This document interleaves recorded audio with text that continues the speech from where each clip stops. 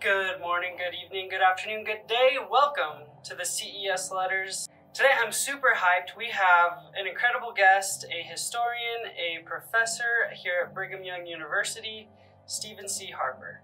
Stephen C. Harper is one of the smartest guys I know, and he is an authority when it comes to talking about the first vision.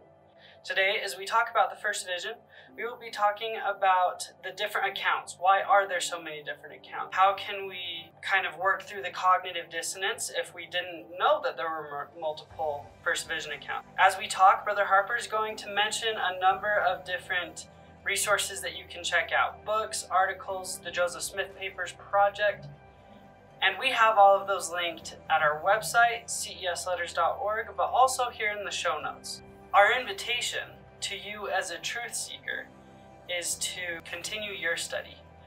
At cesletters.org, we will be having a number of different letters written by different historians and scholars and experts of their field, where they will be responding to the specific questions of the CES letter. We can't quite have a strong or even a correct opinion unless we do an exhaustive research of the things, and that is our goal with this, is to help you learn as much as you possibly can, that we can help you recognize that. Without further ado, I present to you the first vision with Stephen C. Harper. Welcome to the CES Letters podcast. Today's episode, multiple accounts of the first vision.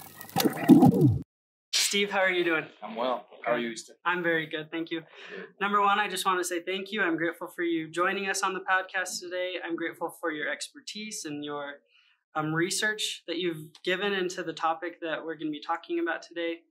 But before we jump into any of that, I just want you to tell us a little bit about yourself. What is one thing about you that nobody else knows? Not your class, but like what is one real interesting fact about you? I couldn't say no one knows this. My wife does, probably others too, and I think I've said it in a couple of settings, but I would love to be an MMA fighter. Really? Yeah. Like not bad enough to actually do the hard work. And I don't mean that I actually am skilled or able in any way, but just like in a fantasy world or life, I think that would be really cool. That would be really impressive. A BYU professor turned MMA fighter. Have you ever fought or wrestled or anything like that? Not formally, right? Just playground sort of stuff. And I don't have a good record. So I'm not expecting to get recruited or promoted. But there's something, there's a lot of adrenaline that goes along with that. That's awesome, Brother Harper. Will you give us just a little bit of your background? Where are you from? What kind of brought you to the point of where you are right now as a religion professor at BYU? When I looked forward in life from teenage years, I could not have predicted where I'd be right now. It seems so strange. Now when I look backward, I can see that I was always interested in the kinds of things I am now. I had the longing to know the truth and to pursue it. I didn't have the tools. So it starts for me really in some ways at a breakfast table when I was 14 years old.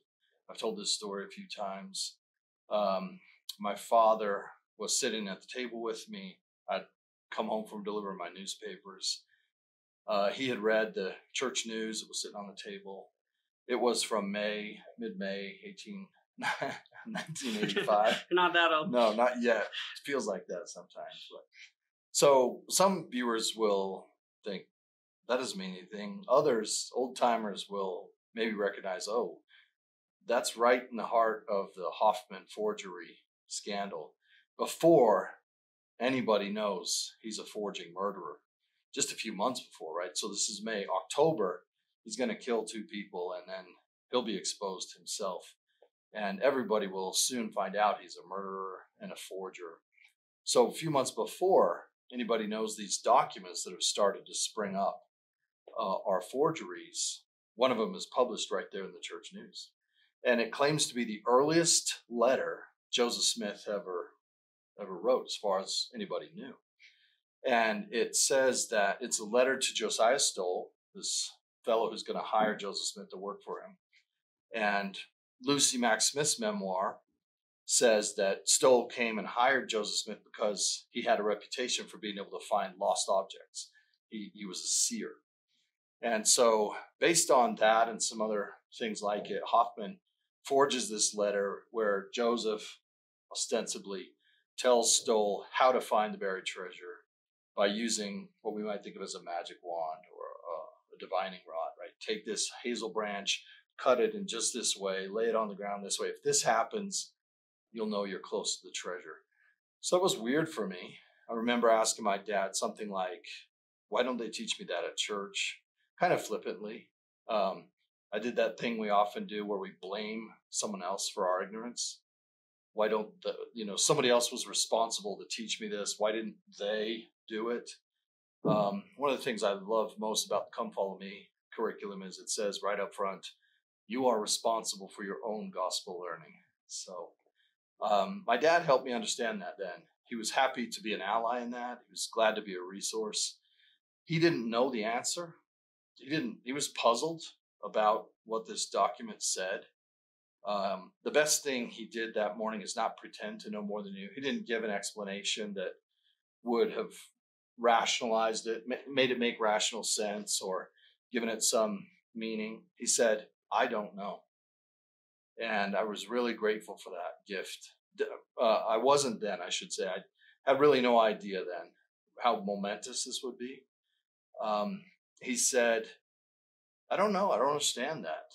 He said, I know the Book of Mormon's true. I've had these experiences with it, and I know. So I'm going to hold on to that. And he said, if you'll hold on to what you know, and if you'll keep questing, if you'll keep asking, what does this mean? Then eventually, he said, you'll see this will all work out. And he was right. A few months later, it began to unravel. And I learned from that experience that the language I now use, the terms I now use from Professor Daniel Kahneman and others who talk about thinking too fast and using heuristics or mental shortcuts to tell ourselves that we're being rational when really we're just being biased and so forth. I now understand those terms better, and I can see what I was inclined to do then was to have a knee-jerk reaction. My dad slowed me down, slowed down my thinking, and made me aware that what I saw was not all there was to see. And that awareness is huge for educating your own biases and coming to much more sound conclusions. So I've sort of made a lifetime of pursuing the discipline that my dad encouraged that morning. Slow down your thinking. Don't pretend you know stuff you don't know. Don't pretend you know less than you do know, right?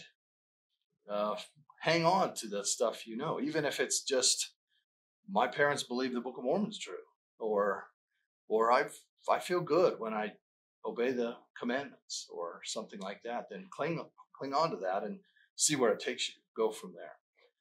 So that's an unlikely beginning. Nobody in my family, including myself, would have thought that I would be an academically inclined person. Some of my teachers told me things like, you've got some talent. You're sort of lazy and you don't apply it very well. But if you would, go to work, you could do something. And I thought, yeah, I'm going to go to work. I'm going to throw touchdown passes in the NFL. And that didn't work out. Neither did MMA. No. So, dashed dreams. But I can truly say now that I would rather do what I do for work than anything I can imagine, because I don't do it for work. I do it because I love the truth and I want the truth. I've thought several times in my life, what are the highest values in my life? And for me, it's easy. Truth and love are the things that I value, need, want more than anything. I want to give and receive those things more than anything else. And I want to know the truth. I don't want to know the truth about God. Jesus, Joseph Smith, and there will be a lot of people who watch this and they'll say, no, you don't. If you were interested in the truth about Joseph Smith, you would know X, Y, Z, and so forth. I know those things. And what I want is not some of the truth. I want all of it. I don't want to know a few facts that lean me to interpret him in this way or that way. I want to know the whole story. And I find that you can't account for Joseph Smith with the few things about him that antagonists emphasize to the expense of all the others. And that goes the other way too. I don't want to know just this side and just this side. I need to know everything I can know about Jesus and Joseph Smith. If Joseph Smith was his prophet, did he call Joseph Smith? So that need in me that I began to exhibit as a teenager has just become sort of the story of my life in terms of questing for knowledge, understanding of the restoration of the gospel. Some people will say, well, he's a Joseph Smith guy, right? He studies Joseph Smith. I don't think of myself that way. I am a Jesus guy. I study Joseph Smith because Joseph Smith claims to have stood in the presence of Jesus Christ. And if so, I need to know what Joseph knows. I want to know if he told me the truth, because Jesus Christ is the only name under heaven whereby I can be saved, and I want to be saved. I want to be saved like Joseph Smith wanted to be saved. So I'm on the quest for the love and the truth for Jesus, right? And Joseph Smith promises he can get me there.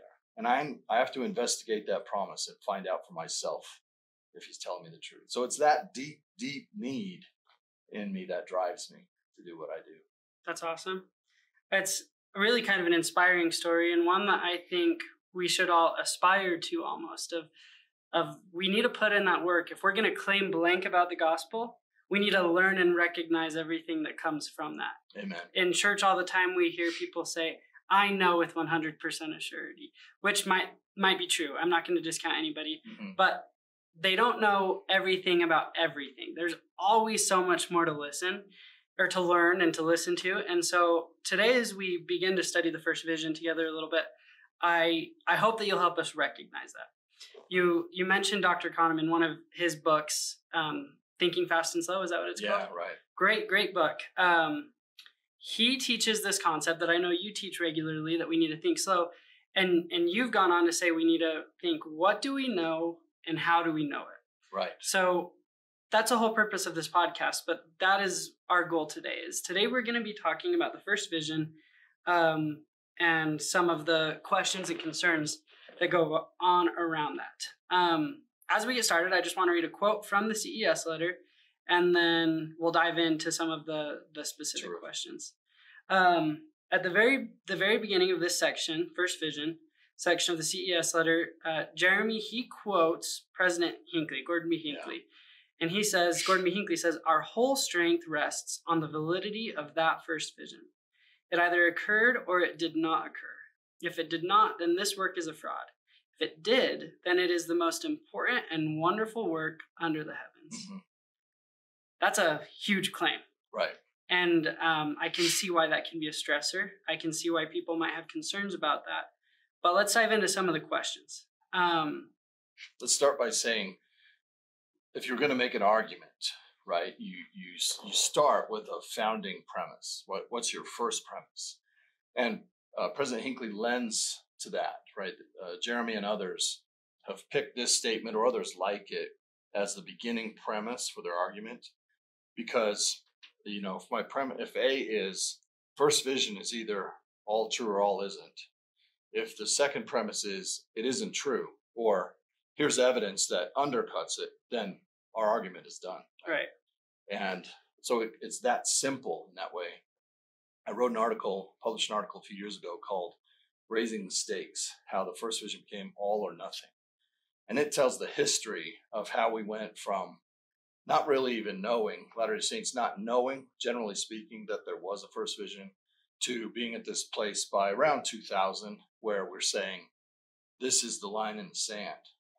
It's all or nothing. I think that's a fascinating history. I wouldn't say it quite the same way. I don't want people to think I'm sort of undermining President Hinckley. I'm not. But I would say that the church went for quite a long time without making the first vision the starting point of the restoration. Right, our earliest couple of generations of Latter-day Saints, they were firm in the faith, and they didn't make the first vision the beginning point. So it's quite possible to tell the story of the restoration with the beginning point, the way Joseph in some ways tells it in his own story, and the way his mom does in her memoir, which is Joseph is called to the work by Moroni. Right? Joseph, I'm a messenger sent from the presence of God. God has a work for you to do. So that in some ways is the beginning of the restoration. The coming forth of the Book of Mormon is the landmark. The Book of Mormon itself says this. This is the renewal of the covenant. This is the moment in time when the last dispensation, the gathering of Israel, is underway. So I say that to help people maybe to diffuse the stakes a little bit, right? And people arguing against the restoration have a pretty convenient argument when they say, premise number one, your own prophet said it's all or nothing. And we are going to pull the legs out front of the first vision. We win. Argument over. Church is wrong. Right. So I want to say, well, I could grant that in one sense, but that's way too simplistic. There are other ways to think about it. And, you know, I'm happy to have that argument, but I'm not just going to grant those premises without a whole lot of further investigation and thinking and so forth. Right. It's too simplistic of an argument. I remember while I was on my mission, the very first lesson, the culminating point of the first lesson that missionaries teach their friends, their investigators, is the first vision. And every missionary has it memorized. Throughout my mission, I had it memorized in English, Spanish, French, and Mandarin. I had it in Canadian. Really? Yeah. I saw a pillar of light, eh? Yeah, like exactly. And I remember having this argument with this companion one time where he wanted to memorize it and he wanted to script it and he wanted to say it dramatically so that would be the culminating event of the first lesson. And I remember kind of being like, the first vision is incredible. But if that's the first thing we share, they're going to have false expectations. They're going to expect that if that's what God did then, that's what God does now. So I said the culminating event should be the Book of Mormon, because that's something we're about to hand them and they can have for the rest of their life. And it was a very contentious argument that me and my companion had. I didn't argue with many of my companions, but him and I argued quite a bit about little theological things like that. And after that companion, I tried a lesson where we taught the first vision, but it was just kind of, well, this happened, now let's move on to the next thing. And I remember the power in that lesson was so much more powerful for me, at least. Yeah.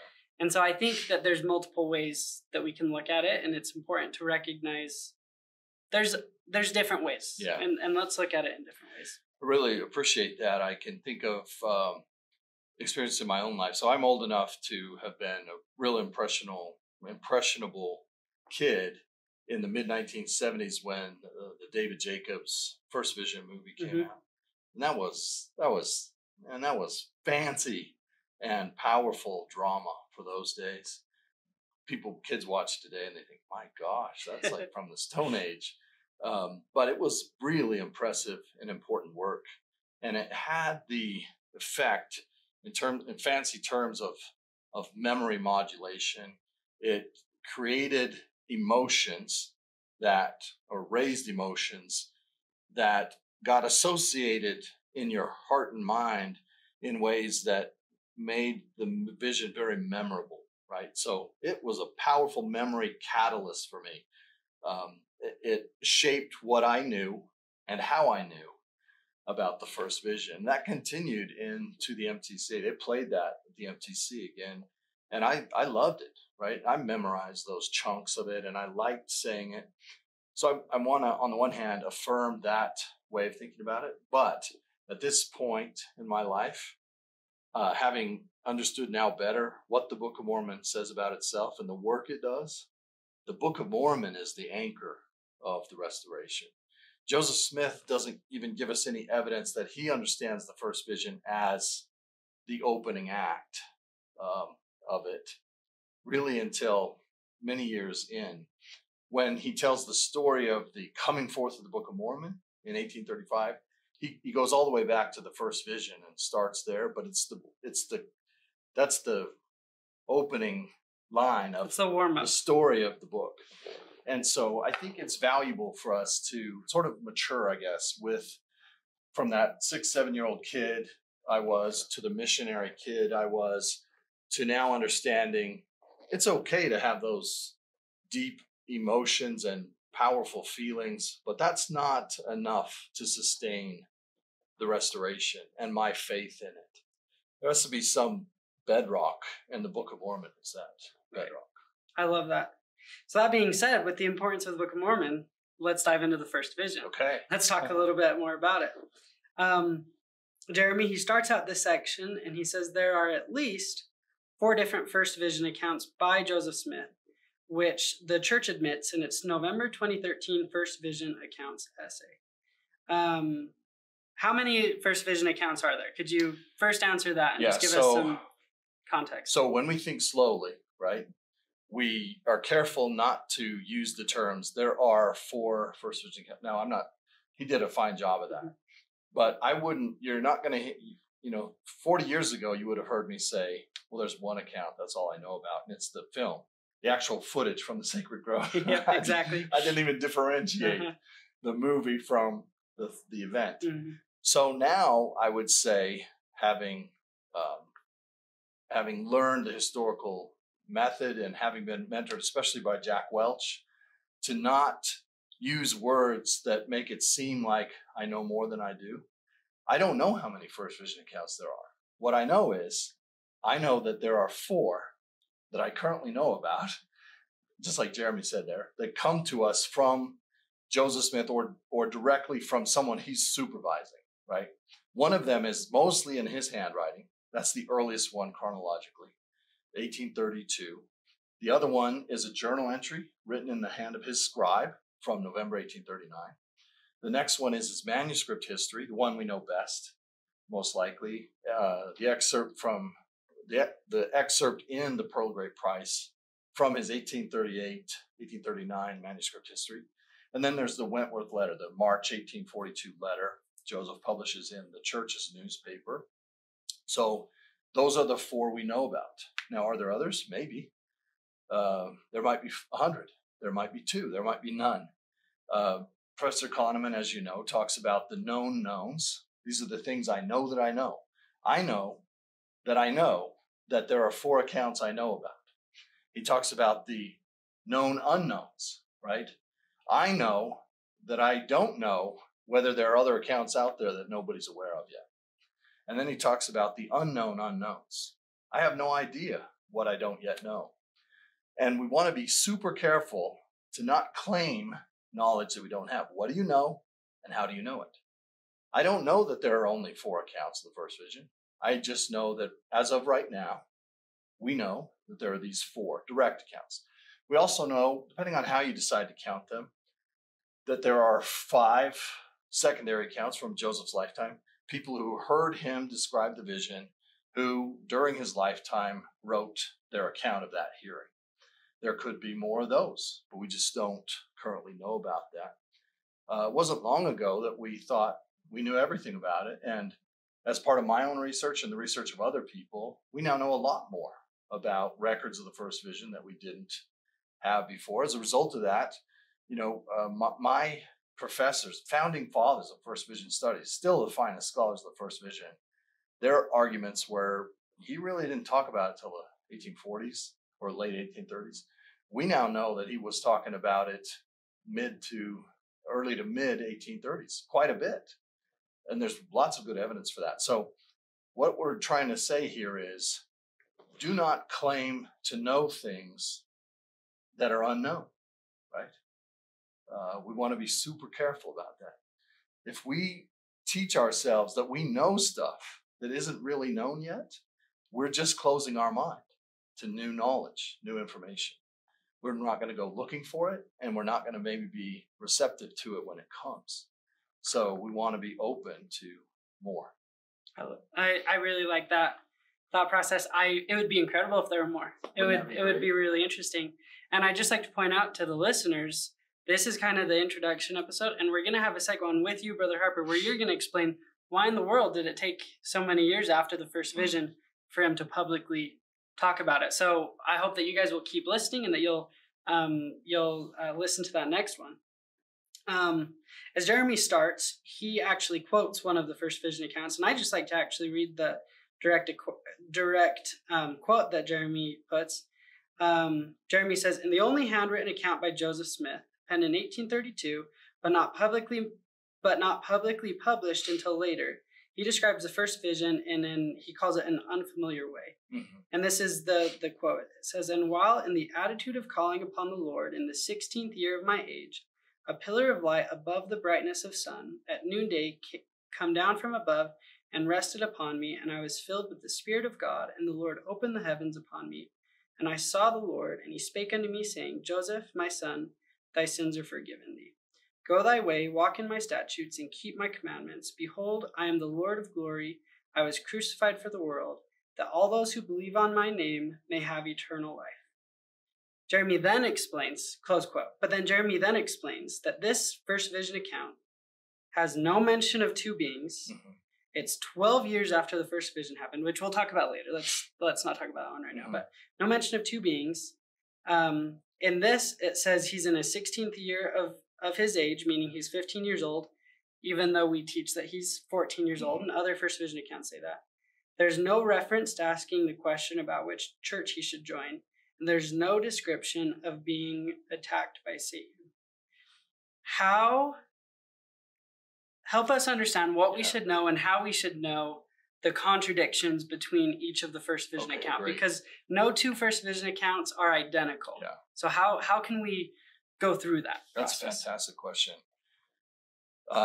It's really, really important. If we're going to think slow, it's really important that we discern the difference between the facts.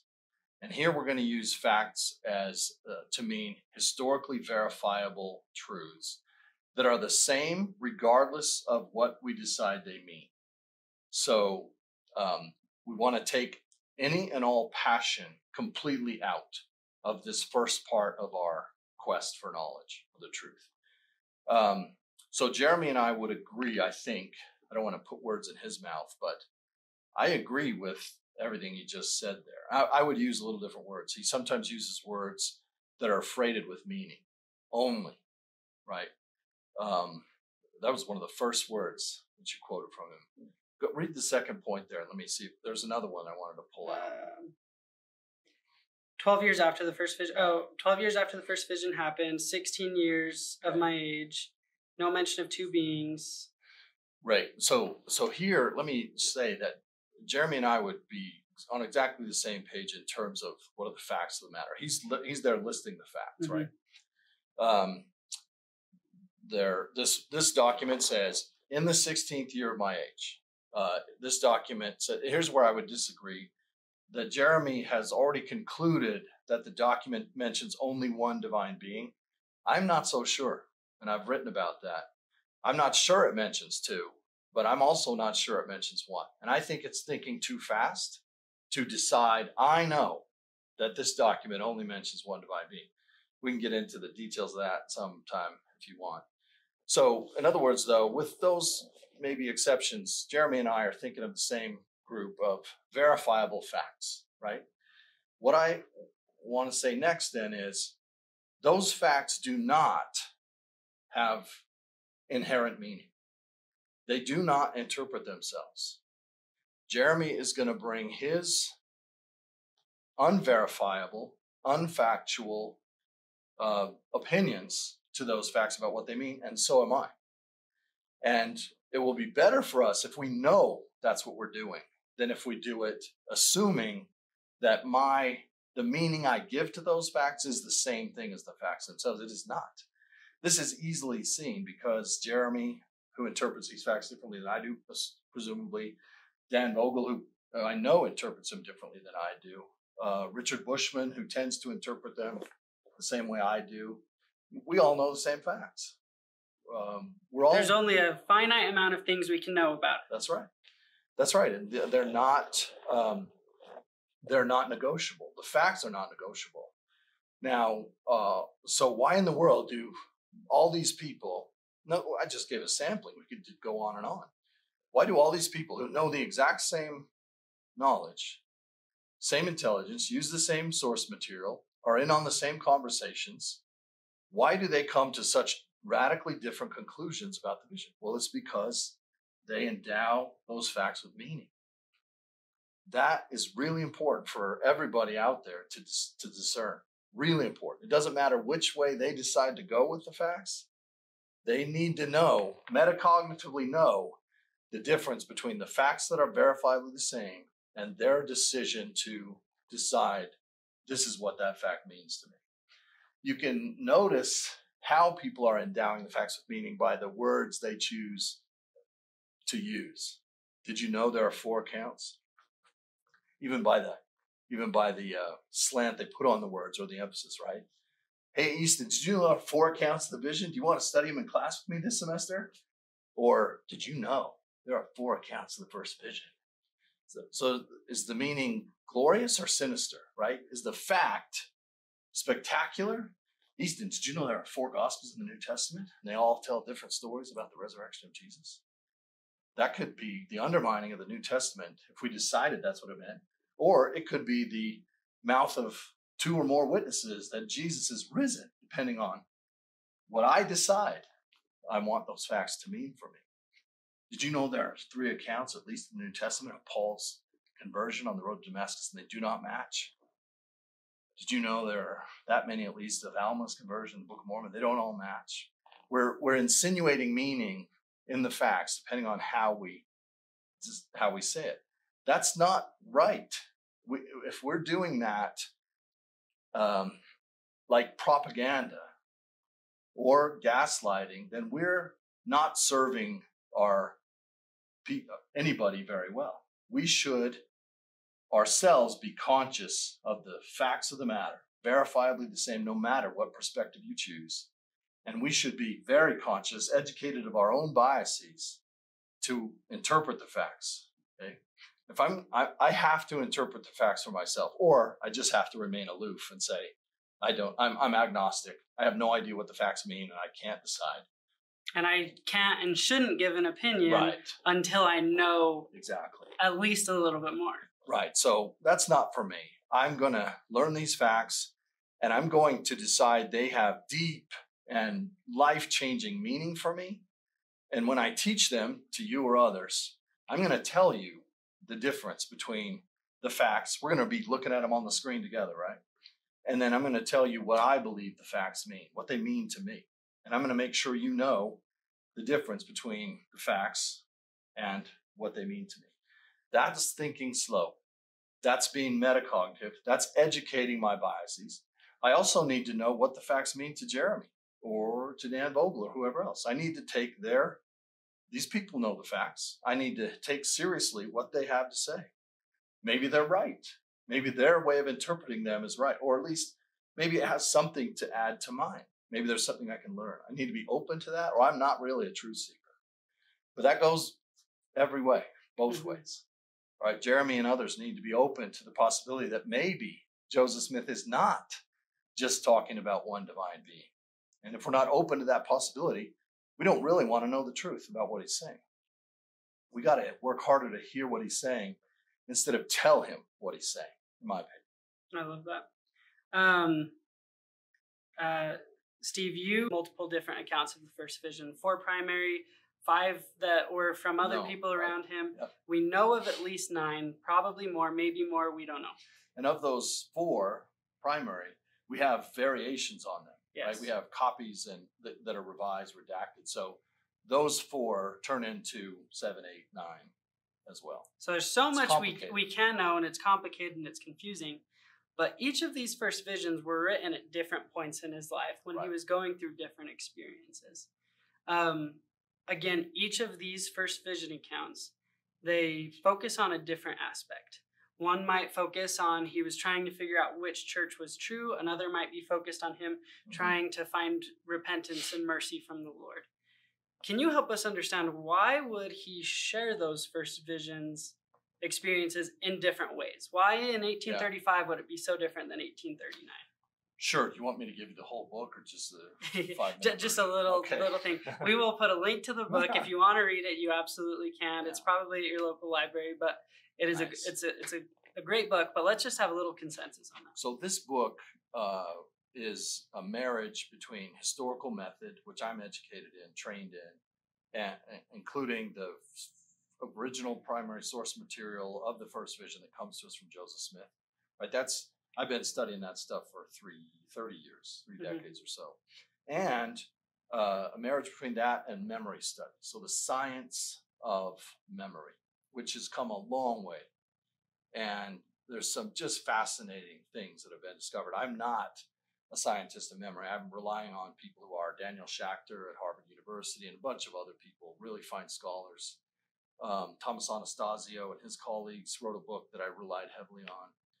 And what it boils down to is that some assumptions we might make about memory are not founded. They're not true.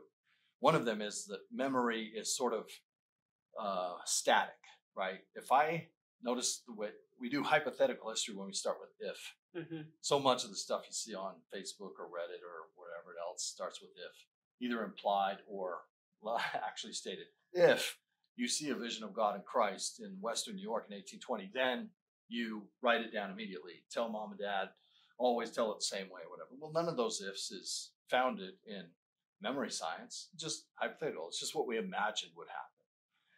I don't care that's not truth. I want to know what happened when somebody claimed that they saw a vision in the woods of Western New York.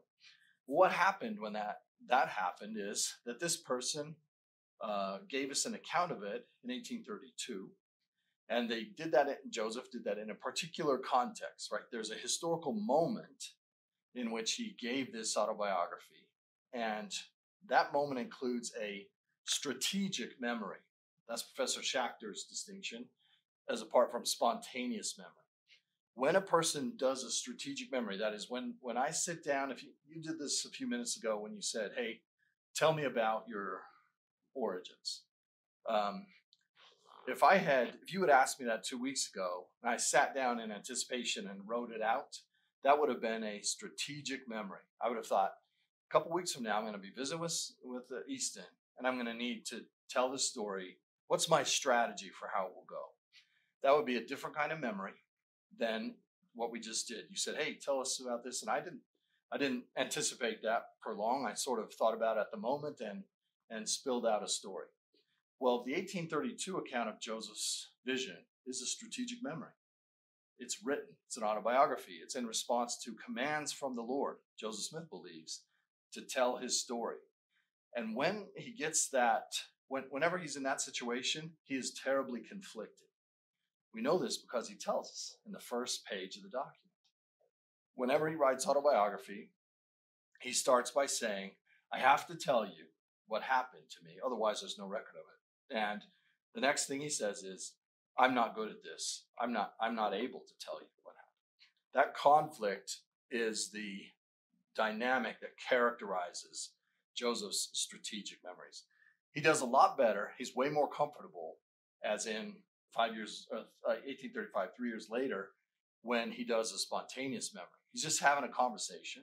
He's not planning to tell the story of the first vision, but it comes up. He's talking to this guy, Robert Matthias, who claims his own dramatic spiritual experiences, and he wants to compare to Joseph's. And Joseph says, well, yeah, let me tell you about the coming forth of the Book of Mormon. First thing that happened is I went to the woods and prayed and saw a personage who then revealed another personage, and I was filled with joy unspeakable. And I saw some other beings afterward, and boy, I think I was about 14 at the time. So that's a spontaneous memory. It's easier for Joseph. He's not writing. Writing is hard. Just dumping his story out is relatively easy. He doesn't feel the same angst. He doesn't feel like he has to give us a disclaimer or a qualifier at the beginning. So this is one part of an answer to why do the accounts differ? Why is that 1835 account fast-paced? Why does it feel, more freer, casual? more casual? It's because it was. And why does the 1832? Why does he misplace a modifier right off the bat? Right? Why does he? It's because he says, I merely was instructed in the ground rules of reading, writing, and arithmetic. And God is putting pressure on me on the one hand, saying, if you don't record that experience, the world will lose it. And on the other, Joseph feeling, how can I do this? I don't write. I'm merely instructed. So the tension there is present in his written accounts. It's not in his others. Now, he also, one characteristic is Joseph recruits help. Whenever he's got to write this, he says, hey, Frederick, hey, William, somebody who's a writer, help me with this. So he recruits some help. These are some reasons for good answers to the question, why do these accounts vary? Now, what I want people to pay particular attention to, though, is let's not prejudice the question. Dan Vogel's biography of Joseph Smith opens with a good example of a bad question. It's a declarative question. The historian David Hackett Fisher wrote a book about historians' fallacies, and in it is one problem, one fallacy, one way to make a fallacious argument as a historian is to ask a declarative question, a question that has its answer embedded in it, right? So Vogel's declarative question is, when Joseph Smith fails to tell us these things until 12 years after the fact and so forth, how certain can we be that he really tells it as it happened at the time? Well, that's a question that's already been answered in Dan Vogel's head. I'm interested in the better version of that question. When Joseph Smith gives us an account of his first vision, what can we say about how sound or accurate the memories are? We can actually answer those questions in some pretty good ways. And then finally, ultimately, we can't. We don't know for sure what exactly the answers are, but we ought to ask the question sincerely instead of prejudicially. And, so I've been asking that question and answering it as best I can as a scholar for a long time.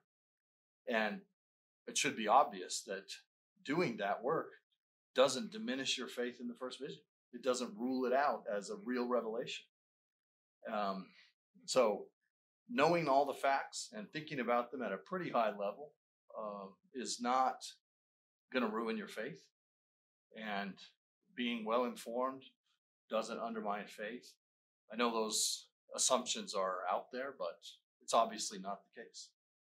What a person decides to do with the facts of the first vision has a lot less to do with how much they know than what they want to think about Jesus Christ and Joseph Smith. I love that. As we kind of begin concluding a little bit, I still have a couple more questions, but one question I have is, as you said, you've researched this for 30 years. You know a lot more than most people who listening know. You know the primary source documents, and you understand it better than most people. For those who do have these questions, these seekers of truth who want to learn more, where would you recommend that they start if they want to start learning about the first vision as you have? Best thing to do is to learn to slow down your thinking, right? It won't help you much to read all the source documents or anyone else if you're not able to be metacognitive, aware of your own thought process, and discern the difference between what you know and what you assume that you know, and things like that. So very good, very important to start by thinking slow. And if people don't know what that means, I'd be happy to engage and talk about that. It means, among other things, learning how to say, what does this mean, right? Joseph Smith's first vision is true. Well, what does that mean? If I were to assert that claim, what would I mean by that? And then once I feel satisfied about a definition of what it means, then I want to say, is it justified? Is this claim I'm hearing or measuring or making justified, and I'd want to bring all the evidence to the table that could either validate or nullify that. I'd want to know what the case is, how strong the case is for justifying whatever statement it is I'm trying to prove or disprove. And I'd want to not have any other motive in mind than truth, right? And you have to be super metacognitive to measure your motives. And I don't know if any of us can really always do it, but we have to be it. William McClellan used to ask in his journal, what is my motive? That's a good question. What's motivating me? Why would I write the CES letter? Why would I write a book on the first vision? What is it that is driving me here? And we don't want to lie to ourselves about that. And we're not interested in the truth if we are satisfied with a lie to ourselves about what am I really after here? Do I want the psychological relief that comes from sort of excusing myself from my faith? Do I want to prove that the faith of my childhood was not misplaced and that I haven't wasted my entire life and career, right? Whatever it is, we want to be thoughtful enough about why do I think what I think and feel what I feel to recognize that is going to have a big impact on how I decide to even investigate the facts and then interpret the facts. So all of that is part of thinking slowly about it. And we got to do that before we engage source material, or else it won't matter. If you bring bias to the source material that you can't transcend, then it doesn't matter what source material it is. Jesus could have come himself and say, I saw Joseph in the grove, and if I've already decided the issue, that won't matter. Mm-hmm. Okay, so once I'm sort of shaping up in my head to be meta-aware, conscious of my own thought processes, and diligent in saying, what are the facts now? The place I want to go to get the facts is from the Joseph Smith papers, right? That's where the accounts are. That's where the images of the holographs are. I can see 16th year of my age written in Frederick Williams' handwriting interlinearly. I'm not hostage to somebody else telling me that's what the document says. I can see. I can blow it up, right? I can print it off. I can see where Joseph Smith's handwriting begins and where it ends. I can see him inserting, the Lord opened the heavens upon me and I saw the Lord. I can tell which words are inserted and how he puts a T on the he and so forth. So that's where I want to go to get the facts. I want to learn when those documents were written, by who, under what circumstances, where, why, when, right? And that is more available than it has ever been before. It is right on the Joseph Smith Papers website. So the next thing I want to do is, if I don't feel confident in my own judgments about that, I want to hear from people who have good, grounded opinions. So Richard Bushman is the person on this planet who's the best informed biographer of Joseph Smith. I want to know what he says. I don't want to be a slave to what he says, right? I hope that some people will listen to what I have to say about this, but I don't want anybody to be a slave to what I have to say about this, and so on. I want to know what Dan Bogle has to say about this. He's well informed about the facts, and he comes at them from a different perspective than I do. I want to know what he has to say. I want to take seriously what he has to say. I want to see if there's merit in what he has to say, and if so, what is it, and how far am I willing to go, if at all? Right? I want to do that for every possible perspective on this, and I want to never confuse the interpretations that Bushman or Bogle or anyone else would make with the facts of the matters themselves. I want to know the facts so well that I can tell the difference between their opinions and interpretations and the facts themselves, right? And that's all that people might be listening and think, well, I don't have time for that. Well, then I'm not sure you're really interested in the truth. I don't have time to not do this, right? If Jesus appeared to Joseph Smith in a grove, I don't have time for anything else. Does that make sense? It's pretty incredible. Yeah. So I'm on a hunt to know the truth of that. And I can do all that homework. I have done all that homework and still not know whether the documents tell me the truth. I can know what the documents say, when they were created, who created them, what edits they've been through. and not know whether the testimony they bear is true. The only way I'll know that is by revelation. So Richard Bushman, Dan Vogel, Jeremy Runnels, Steve Harper, they don't know whether Joseph Smith told the truth or not because of what the documents say. They know what they know by revelation or not. And a person who doesn't know by revelation can't tell a person who does know by revelation that they don't know. All they know is that they don't know by revelation. And they might say, well, I think a person who claims revelation on this is totally deceived. That's certainly an opinion a person can have. They might be right. And we're going to have a whole podcast episode talking just about that. Great. But I have also found that a person who tells me you don't know, I want to say to them, how do you know that I don't know? Right. I'm not going to tell them you don't know either. I don't know what Jeremy's experience is. I'm interested. I want to hear from him. I'm interested in his letter, partly because he lets me in on his experience. I'm not going to tell him, you don't know this, or you're deceived about that. But I'm also going to say for myself, I'm going to say what Joseph Smith, I have learned for myself. I know for myself what I know and how I know it. I'm metacognitive about that. I'm aware that there are other perspectives, and I'm aware that I pick the one that I love most, the one that tells me that Jesus responds to angsty teenagers who are convicted of their sins. He answers their heartfelt prayers. And that's a gospel that I love, that I cherish. I feel it. I love it. That's good to me. And I know it in these senses. Amen. I think that's a powerful ending and a powerful conclusion to this first vision episode, as we talked a little bit about those various accounts of the first vision. My only request to those who are listening is continue this study. We did not answer each question perfectly. No. Continue your study in this. I will add, Brother Harper himself has written an article specifically about this that you can find on our website, CESLetters.org. But additionally, we have the show notes where we're going to have dozens of different articles and different books and different, even we're going to try and find some podcast episodes that we can put in there so that you can continue your study in this. We need to learn as much as we can. As Gordon B. Hinckley said at the beginning of this is an important thing. Stakes are high. Yep, the stakes are high. This is the most important and wonderful work under the heavens. So let's put in the work.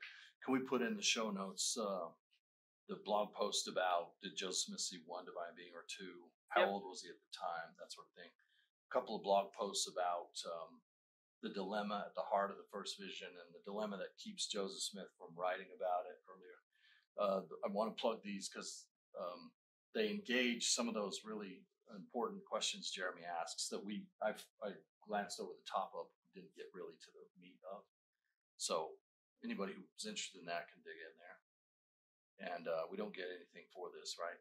No. There's no check. No sponsors, nothing like that. No, if people read the blog, we don't get. I wish. Yeah. We will look into it. All right. So our motives are to get famous but not rich. Exactly. Yep. Exactly. Yep. Steve, thank you so much. This was really a blast. Thank you for your research. Thank you for your faith and your testimony. Again, don't take his word for it, but use it as one point of fact, one point of testimony in your continual journey and in your continual seeking. Thank you so much, you guys, and we will talk to you later. Thanks, Cecil. Thank you so much for listening. I had a great time with Steve Harper, and I hope that you did too. If you want to continue to learn and study, make sure to check out CESLetters.org, and we encourage you to share this with your friends or family or anybody that might have questions concerning the first vision or really the gospel of Jesus Christ in the restored Church of Jesus Christ of Latter-day Saints. We thank you so much for listening, and we will talk to you next time.